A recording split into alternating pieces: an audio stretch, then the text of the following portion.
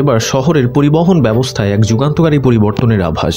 চীনের প্রযুক্তিকে অনুসরণ করে পরিবেশ বান্ধব ইভি বাস চালু হতে যাচ্ছে ঢাকার রাস্তায়। শহরের রাস্তায় ছুটে চলবে বিদ্যুৎ চালিত বাস, যার শব্দ নেই, ধোঁয়া নেই, শুধু আধুনিকতা আর পরিবেশ সচেতনতার ছোঁয়া।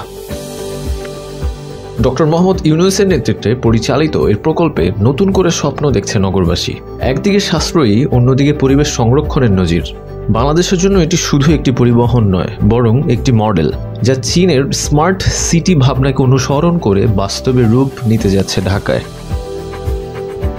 এই ইভি বাস এখন রাজধানীর ঢাকার বিভিন্ন রুটে 2026 সালে পরীক্ষামূলকভাবে চলাচল করার কথা রয়েছে।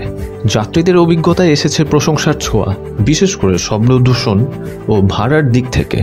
স্টপেজে ডিজিটাল টার্মিনাল, স্বয়ংক্রিয় ভাড়া সংগ্রহ ব্যবস্থা আর ব্যাটারি চালিত স্মার্টনেস সবই আছে এই বাসে।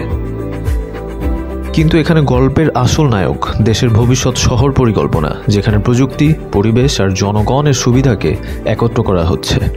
ডক্টর ইউনূসের এই উদ্যোগ বিশ্বব্যাপী সাড়া ফেলেছে। ইতিমধ্যে বিভিন্ন আন্তর্জাতিক প্ল্যাটফর্মে প্রশংসিত হয়েছে এই প্রকল্প।